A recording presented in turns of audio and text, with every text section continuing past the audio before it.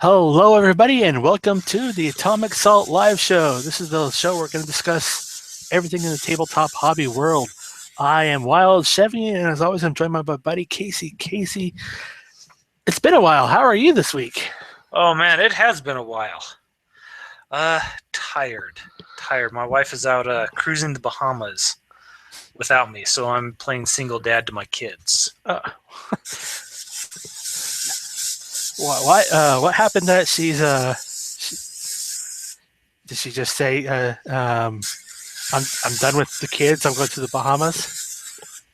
No, but as a full-time mom, she should have every right, I think. No, she's doing it for her master's degree. This is supposedly she's working, doing research. I don't know about that, but it looks like she's having a whole lot of fun. I don't remember research projects ever being that much fun. Is she researching the proper way to make a pina colada? Probably something like that. But it's okay. Let me go and do a little vacation time with the family, and so it's all good. Oh, how was your vacation? Hot, man. Turns out Arizona in the summer is hot, is like broiling. Really? I know, right? Who knew? Yeah. I mean, figure that's where all the snowbirds go. Being born and raised there, I actually kind of like it. So I kind of missed it. Did you do anything interesting while you were down there? I did. I really did. So Tom Shadle and Kip Parcell of MayaCast fame and glory are down there. Guys. Yeah, I think most of us who play Infinity do, or we listen to their podcast. Anyways, no, I asked them. I actually used Facebook for something useful, right? And got on there and just said, "Hey, you guys, I know you guys do really regular Infinity nights. Is it okay if a out of towner shows up?" And of course, they said yes. So went on down to Empire Games in Scottsdale, Arizona. Actually, it was right. The Berkey Blitz just happened, so a lot of people had just come back from that. They were about to have a big tournament, so they didn't actually have a whole lot of people there. There were probably maybe 7 or 8 folks there, which is still a good number of people, right? Just not that whole lot. So I met Kip, met Tom, said hi, rolled some dice there, and it was a good time. Wow. Yeah, it was. I brought my cousin with me. He had never really played Infinity before, so I had my guys, and I had kind of like a pared down amount of stuff since I was traveling. And just asked Tom, like, "Hey, do you got any Operation Ice Storm stuff?" And he's like, "Yeah, sure." And it has like this massive battle foam bag, right, and digs out a bunch of stuff. He's like, "What do you want to start with?" And so I was like, "Well, how about we do like some Fusiliers and an Orc, and then we'll do like the Mobile Brigada plus whatever the Nomad basic troopers are, Aguacils." Yeah, That's it. So we kind of did that, and we just we kind of stepped it up in difficulty. We started off the first one where I'm like, okay, this is duckies, this is doggies.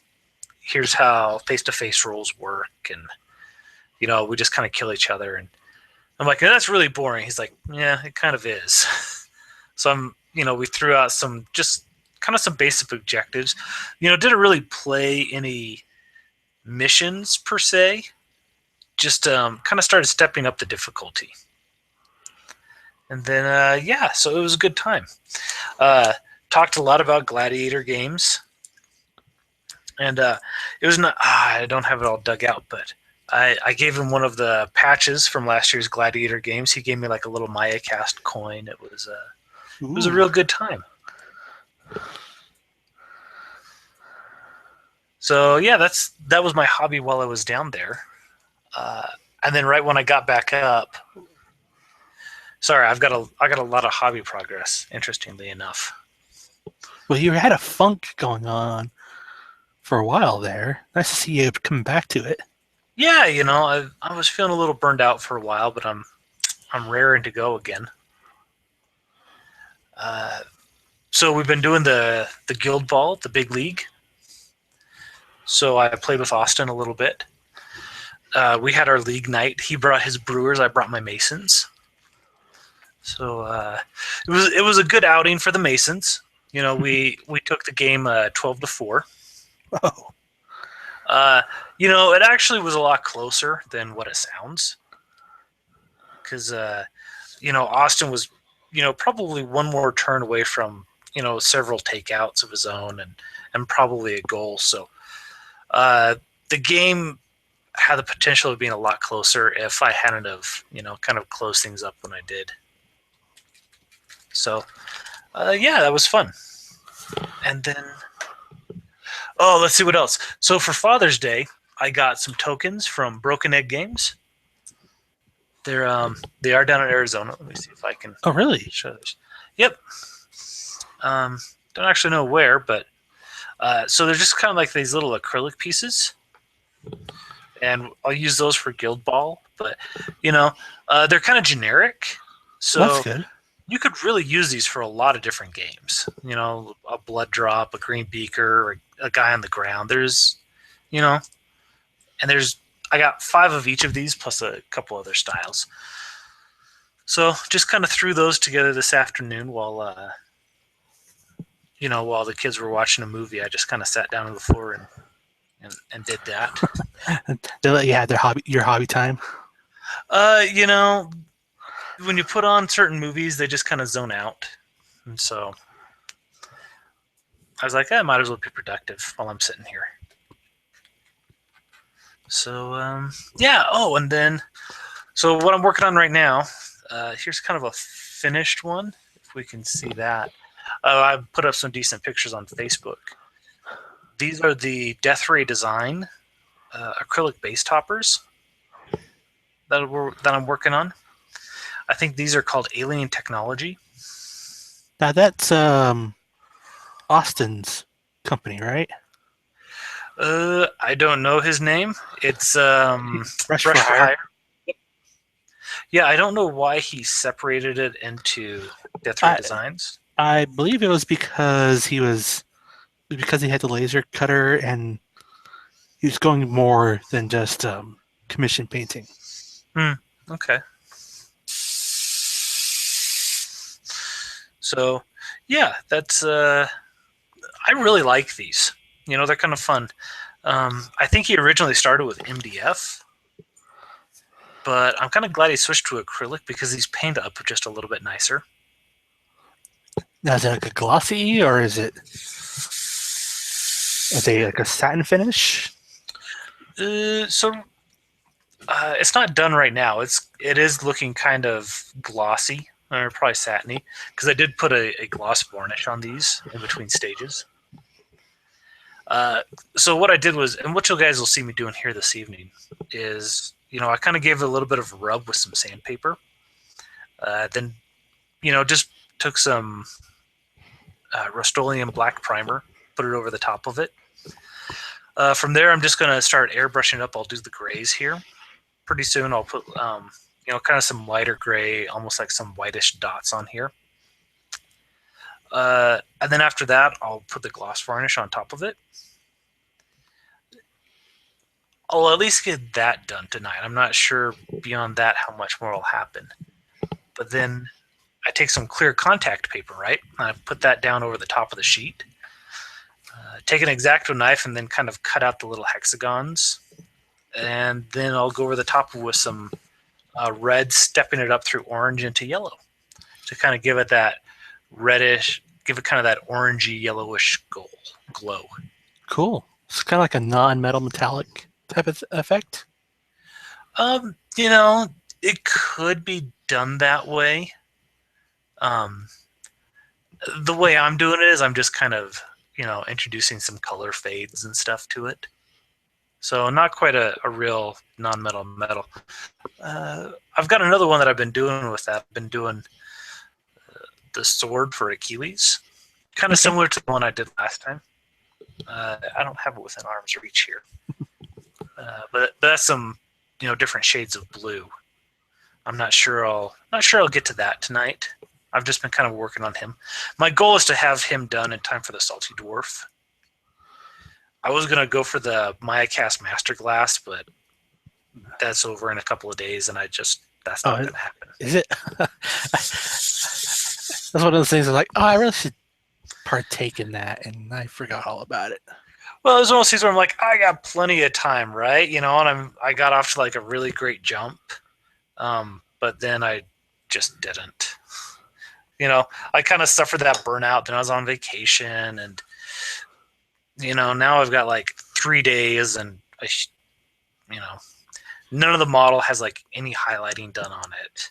I haven't even started like on the face or the hair, and I was going to use one of these as a base for him. I was actually going to use kind of one of, because he fits on like a regular 1-inch base or 30 millimeter, but I was going to step him up to one of these ones just because, he's kind of like a big broad pose, and I think he would look a little bit better on this. And so that's going to be, but Gladiator Games is what, 2-3 weeks out? 3, I believe. 1, 2, 3. Yeah. Yeah. So I'll make it in time for the Salty Dwarf, but the Master Glass just isn't going to happen. Let's see. Let's screen share. I have found your photos. Oh yeah, there we go. Here is what his attempt is tonight. I really like how you've done your bases. They look very cool right there. Can't wait to see a miniature on top of them. Are they going to be hard to mount? No, I don't think so. This is a base topper, so I'll just use the, whatever bases they come with, the models come with. Mm-hmm. It's got a nice big flat surface area in the bottom, so just kind of score up the bottom of it, right? And just use some white glue. I mean, I guess I could use super glue if I wanted to, but glue it straight onto there. The edges will stay black when I pop them out, or at least they're supposed to. That's what I've been told they do. And then once that's done gluing, because it's really just an acrylic piece, so I should just be able to drill right down through there and just put the pin that the model's on right down through it. Okay. So, and the nice thing is, the pin will also help keep the base topper onto the base. So just sandwich in between the base and the miniature. Mm-hmm. That's the plan. I got one more stage on the part that's slightly finished. I'm going to do like a nice black gray on not everywhere, but just on a couple of maybe like little segments. Well, if you can kind of see here's like the box for it. And so you can see like in 1 or 2 places, he's put in like a darker square. So okay. It'll be something like that. And then I'll kind of decide if I want to, because I've thought about edge highlighting the different individual hexagons. That's a lot of edge highlighting. Yeah, I've tried to do edge highlighting before. You have to be in the right mindset to get that done correctly. True that, brother. True that. And here is their sword. Yeah, so that sword's about halfway done, right? So I need to, basically do the edge highlighting. Yeah, I was going to say that's going to make you do the edge highlighting on that. It's going to pop. Yeah, that's I've done this once before on the other Achilles model, and where it's at right now versus the first one I did, I actually think that this one looks a lot better. Well, that's good. And like you said, once it'll be a combination of Badger's Lagoon Blue, which is kind of like a slightly darker than cyan, and white. I'll do some edge highlighting with that, and oh yeah, it's gonna look good. And speaking of, yes, let me pull it up. For the next releases, Oh, Achilles is on the list.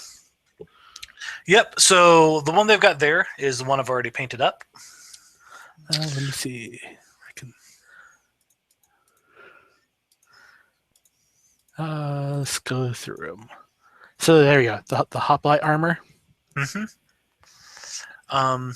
What I've got is the one where he's holding the Morat head and the sword in the other hand. So it's the same body, but with just a head and arm swap. Yeah, let's take a look at these. So we have the hoplite armor. We've got these I'm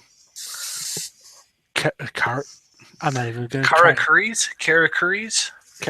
Yeah, the Sentinels.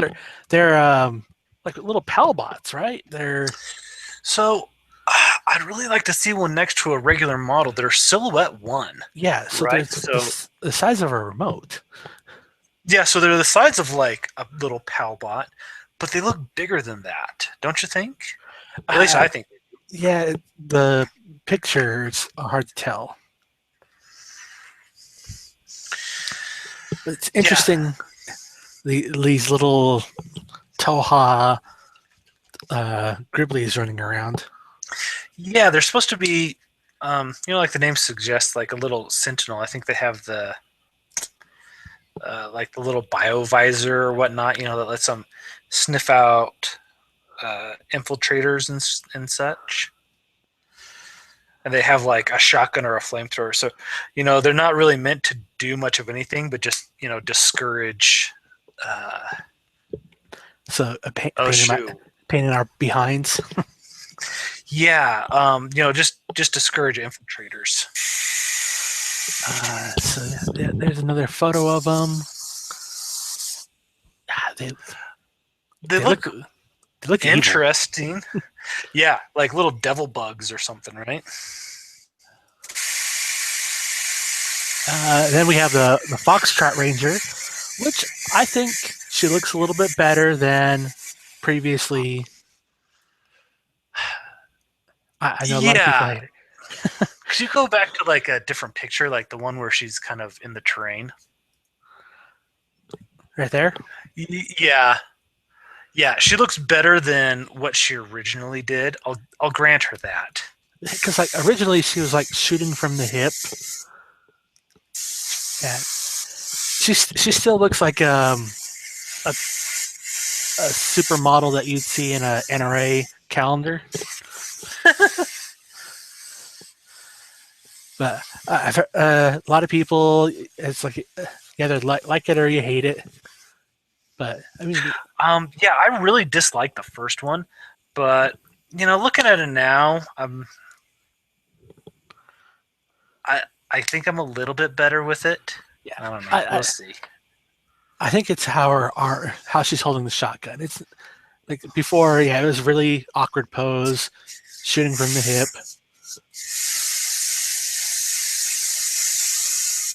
I'm curious if that pose hasn't changed at all. Well, I'm not saying it has. Or maybe I've just gotten used to it. Yeah. And by the time we see the painted version, it's usually the box art. Next, we have the Ulans and the Tikbalans. Yeah, what do you think of those, man? I think, I mean, you get two of them in a box. That's. I just hate that Pano gets all the fancy tags. Yeah, I mean that's the reason to take Pano, right? But because they got all the sweet tags. But I just look at these ones, I'm like, like people have waited on these things forever. Yeah. Right? And like, I don't know. I was kind of excited because they kept talking about. Now I just look at them like, okay, they don't look like anything special to me. Like, they don't have the as dynamic pose but it is very interesting. I mean, I do like the Ulan a lot better than the Tikbalan because the Tikbalan's sword just looks. I'm used to I'm used to the ancient-looking sword that the military orders carries. Well, and I mean, I think it's okay to do a direct comparison between these and like the Seraph, which came out long ago. Yeah. And to be fair, I look at this and I'm like, I like the Seraph a lot more. But I mean, that's me. Fluff just makes them sound so awesome and cool. And I look at them just like, that's actually kind of a boring looking tag when I see stuff like the Yodam or the Cutter or the Seraph or like the Guija or the Suyan. Not the Suyan. Sujian? Yeah, Sujian. Yeah, and then I see these guys, I'm just like, meh. I mean, the fanboys will go nuts for it. I'm just not impressed. I mean, once you see it on the table, beating your face in, then you might have a little bit more respect for it. No, that's not what I'm getting at. The additional stuff on the base, it does make it a little bit hard to customize, I think. Yeah, and that's kind of always the thing, like with the, like the tactical rock or the tactical equipment, is it looks cool, it's easy basing, but it kind of limits the posing and what you can do with it. Well, like you're doing with your base inserts right now. You couldn't put that on. If you're doing a Pano army, you couldn't use those bases. You can. It's just, you got to understand that's going to be a piece of it.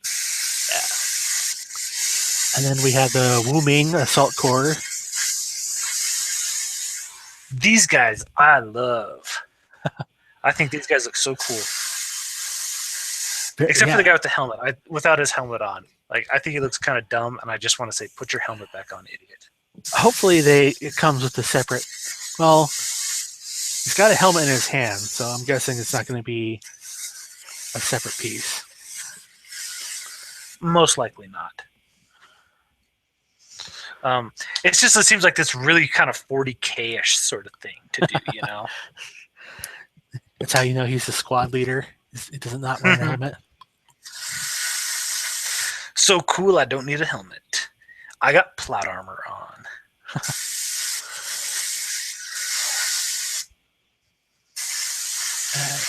Is that it for the week? Of the month? Yeah. Oh, well, I'll add on something while we're talking about Infinity. Modifius, who's doing the Kickstarter for Infinity. Oh, yes. They've released the rules for weapons and gear, which is pretty cool. I don't know. Have you read any of that? I saw that they updated a whole bunch of stuff recently, and I was like overwhelmed with how much stuff that they've come out with so far. Yeah, and then they also did a mission, or a little campaign mission. So I'm going to tell you right now, don't read it. Okay? Okay. Take all my fun away. I know. I mean, it's still like a very beta-ish. It's basically just a Word document, right? So there's not a whole lot to kind of dig into. Okay, so it's a pre-made mission. Yeah, it's pre-made mission. So, as I said, I've been trying to kind of set up something for you and Austin, and we'll try running through it. And I'll try my hand at being a DM. So speaking of Kickstarter, Infinity, and all that stuff, terrain-wise, our buddy Dexter, he's put his mod blocks, his modular terrain for Infinity, he's ready to go, and he's got pre-orders ready.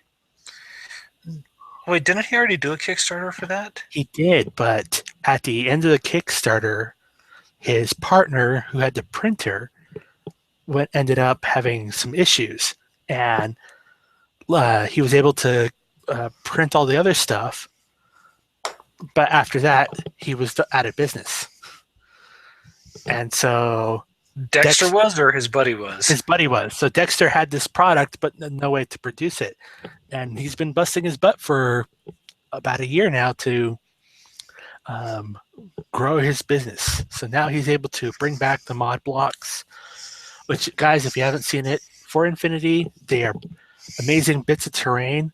They slide together. It's modular. It's flat pack.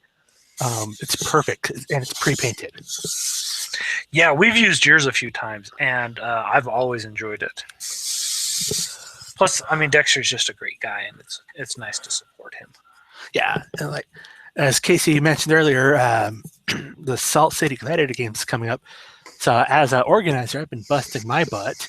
I've been spent this weekend building up MDF terrain. So I've got a piece here that I've been practicing some primer on to see how well it takes.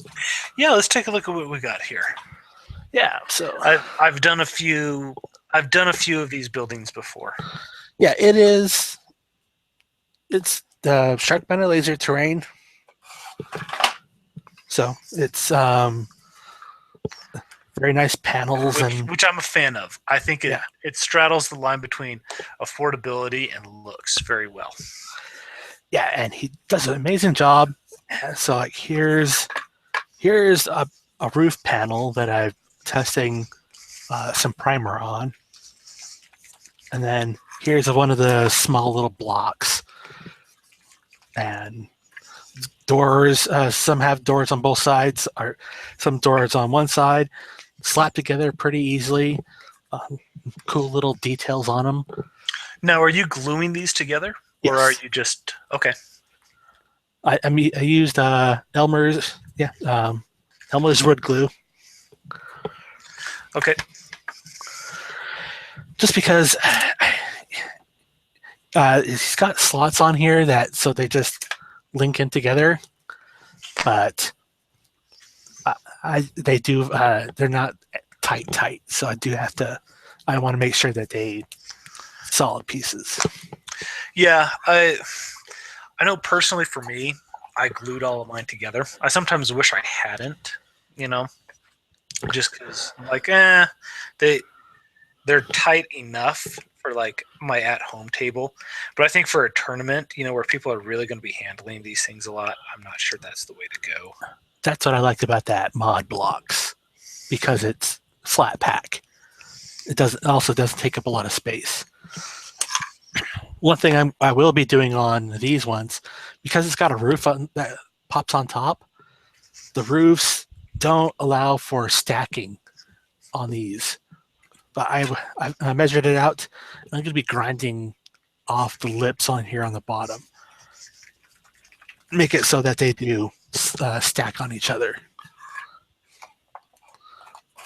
Yeah, that'll be nice. Because that's one thing, like they're so close and you're like, why didn't you do that? Well, I've seen folks with a whole table of terrain and they've got a bin that they throw all their stuff into, but they have to have such a method. It's like playing life-size Tetris with your terrain. Yeah, I'm one of those people, man. So you might like this. Here is the trophy for this year's Salt City Gladiator Games.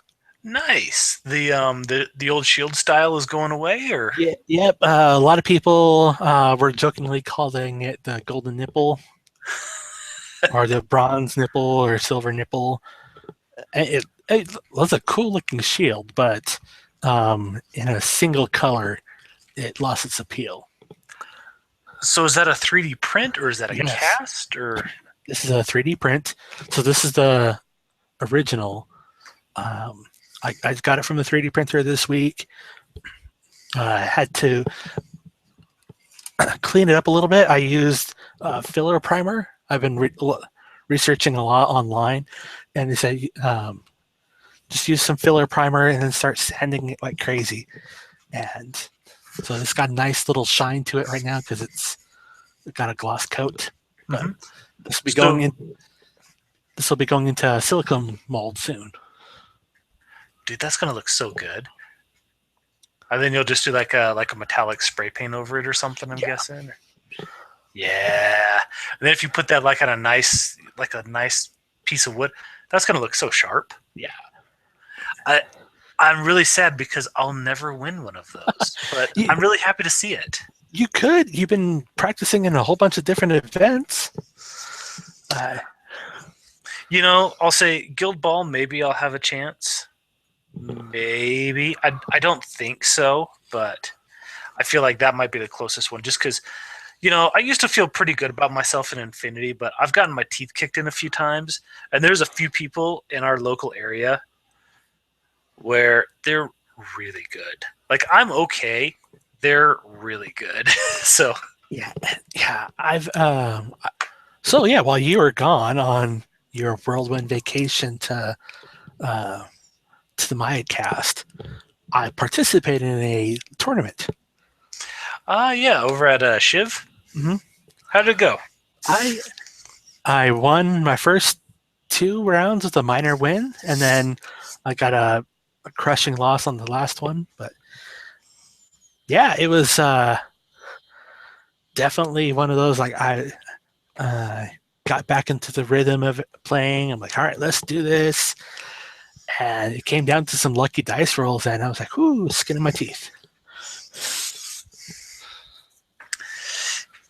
Yeah, and like I said, in our group, like Infinity is popular here. We have a very good Infinity group here, and minor wins and skin of your teeth just will not cut it with these guys. Yeah, we've got some like I'm doesn't mean much, but I'm rated in the top 50 in America, top 300 in the world. But Wow. I'm facing some folks who are in the top 10 in America. Yeah. Yeah, that's kind of hard to compete with. Well, it's hard to compete with, but because you're not bad, they're just better. It's hard to compete with, but it's a great push. It's a great skill level. Because we found that out when we went down to the LVO. Our 40K meta was very weak compared to some other some other metas, especially the California groups who play every week, tournaments every week, and it's like it's having strong metas and strong players that really push a player. Yeah, and when you're playing a competition, it's fine to be good, but understand you need to be really, really good for most of these groups to be competitive.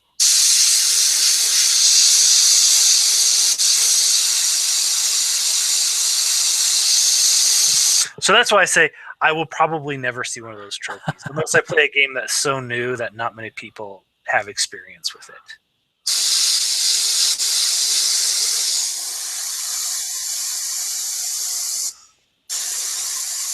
So, are you planning to come to the Gladiator Games?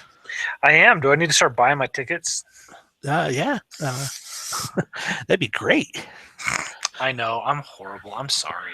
Uh, I'm one of those people like I'll buy my ticket like the day before or 2 days before. It's nothing personal. It's me, not you. Talking about metas, that is the Utah meta of players are like, oh, last minute.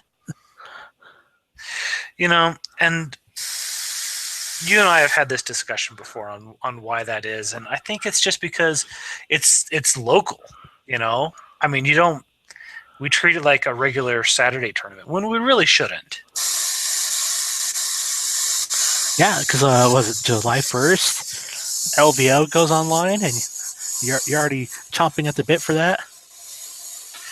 Yeah, I am.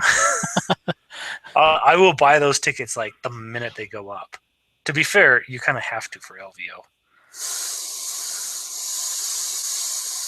I I mean, for that convention, I really hope they'd put more into Infinity. That was my grievance last year. Wow, seeing the list. Um, yeah, it was the first time Infinity was there, so give it a break. And it's up to kind of the local person who's running it to to organize it. So we'll see. We'll see how this next coming year goes. Have you kept up with 40K at all recently? I have. What have you thought about the new Dreadnought rules from the unofficial draft? I really like it. I really like it. The ITC is voting on some changes to the dreadnoughts. But what I thought was interesting is when they said, "Yeah, these are kind of the designer notes. It's not official, but we recommend you play like this if the other person is cool with it." I was like, "Wow, we haven't seen anything like that from GW in a really long time." Yeah. But I like giving them all base 4 attacks. It's not going to make dreadnoughts great again, but it's going to help. I feel like that's a step in the right direction for them. Yeah, I think it was. Once they came out with glancing rules, dreadnoughts became very hard to take. Because you can have the most killy dreadnought in the world, but 3 glancing hits and it's gone. I wouldn't mind if we saw dreadnoughts going to a toughness versus an armor value.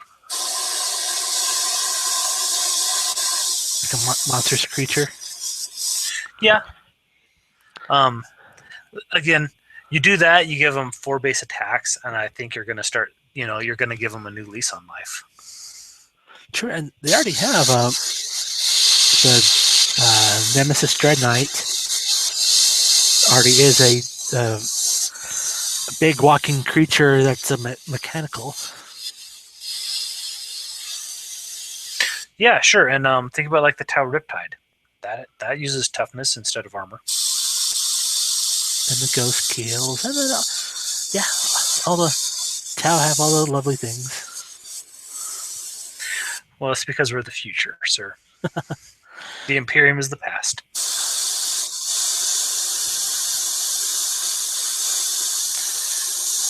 But yeah, I just think it's interesting, and I really appreciate. I had somebody saying like, what has GW done lately? And I could tell they were a hater because they said that. I'm like, what are you talking about? What have they done lately? Like they've come out with these huge facts which have fixed like so many things, and and as soon as they become official, that'd be amazing.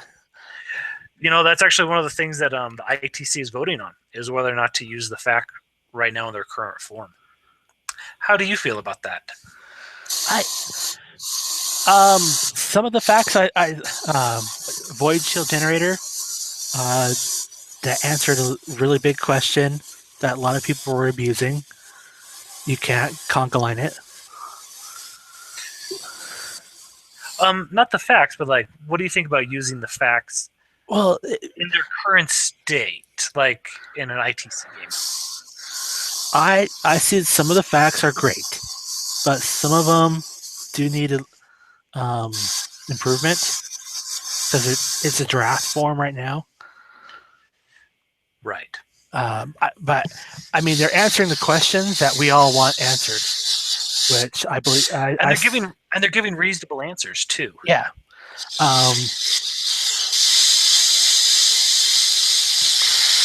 The one that I see a problem with is the drop pods.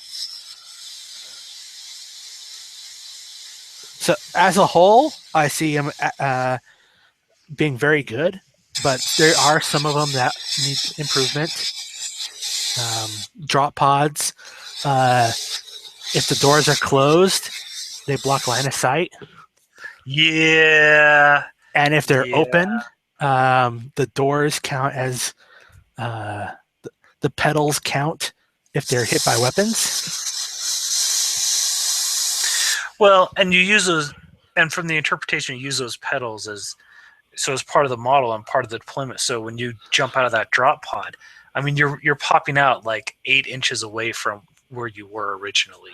Yeah, so it does. Some of them are like that one. I'm like, okay, that one you can really cheese it. If they make that official, you're going to see everybody gluing shut their doors. I have a whole wall of drop pods that you can't see through. Well, I mean, it's modeling for advantage is really all it is. Yeah. And I mean, that's been a no-no for everybody for a long time. Yeah, that's a tough one just because it's like, man, everybody, like, maybe it wasn't ever like a written rule, but like everybody knew just kind of like how that worked instinctively. Because I get it. Like, I think what they're doing is they're just looking at the rules in the rule book and using that as kind of a source and saying, oh, that's what the rule says. There you go. Without, really thinking about what that meant. And like in gameplay, I never liked opening up my doors. Only because like there's so many miniatures on the table that I've had people put a drop pod next to my nicely painted stuff, and the doors pop open, and I'm like, seriously, you're gonna drop your plastic on my stuff?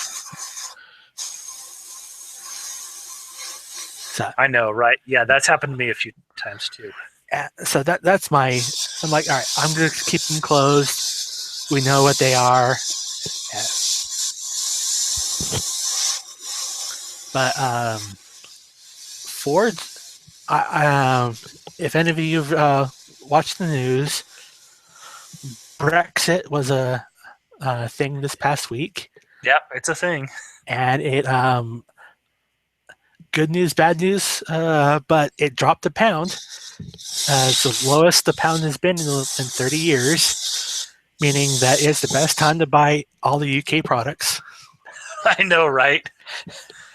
I've already went on Forge World, and I'm like, oh look, they got the new Knight Errant. I'm like, and it's a bundle, and it's going to cost me a whole lot less. I read somebody said it's like Forge World is having their first sale ever.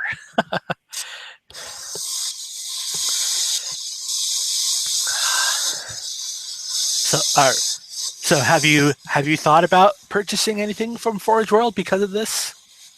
Oh gosh, yes. I see a big influx of orders. I mean, it's good for us, great for them. Yeah, I mean, I don't know what it is for them, but yeah, definitely good for us. So, what about? So, yeah, I don't know what I'm thinking about ordering, but I'm definitely thinking, man, this is the time. Problem is, I've just been playing so little 40K right now. Yeah, I haven't had an urge to play, and I think a lot of it has to do with my army. Yeah, Grey Knights and Blood Angels are in a rough spot right now. Well, and there's been rumors of the 8th edition coming out. We haven't seen a lot of new releases. I did get this painted blue. Why are you painting it blue? Well, because you can't use it for Blood Angels. Oh, yeah, huh.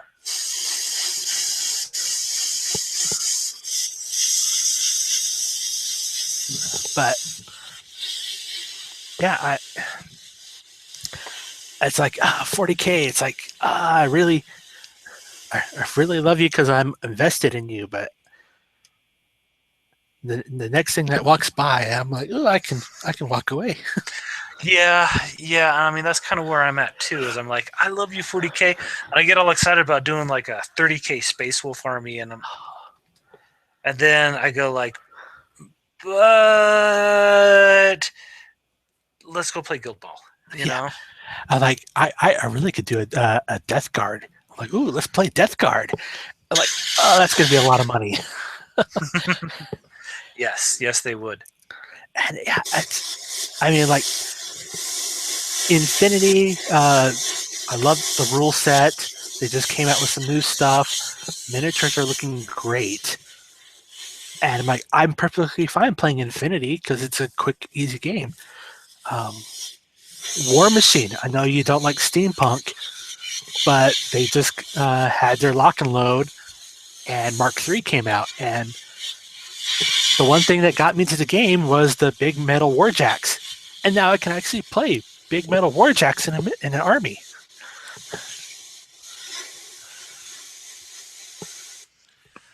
Yeah, it's. I want to love 40K right now, but it just doesn't seem to want to love me back. You know? I'm, but as a company, GW is doing some good stuff though. Yep. And I don't know. Maybe there's some people who feel like it's too little, too late. I don't necessarily feel that way. I just feel like I'm not in the position right now where I'm excited, or I'm going to capitalize on it. I guess I should say.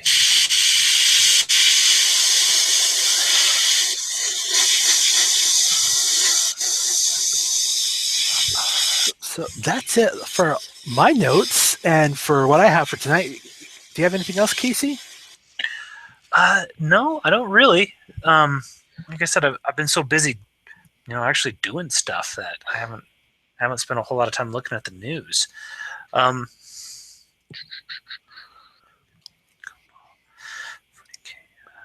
yeah, no, we covered it. All right. Well, folks, thank you for watching us. Put some comments down below. Have you been playing Infinity? What do you think of the new releases? Have you been playing Guild Ball? Have you heard of the Salt City Gladiator games? Are you interested in coming? Are you going to buy some Forge World? What do you think of the FAQ draft that GW has put out? All interesting topics. We'd love to hear from you in the comments. Let's start a conversation. Like this video, comment, subscribe to see more. We'll be back next week. Casey, anything else? No, just as always, if there's anything interesting you'd like us to talk about or take a look at, shoot us an email at theatomicsalt@gmail.com. This has been the Atomic Salt, and Brexit has just blown our minds. And our bank account. All right, folks, we'll see you next week.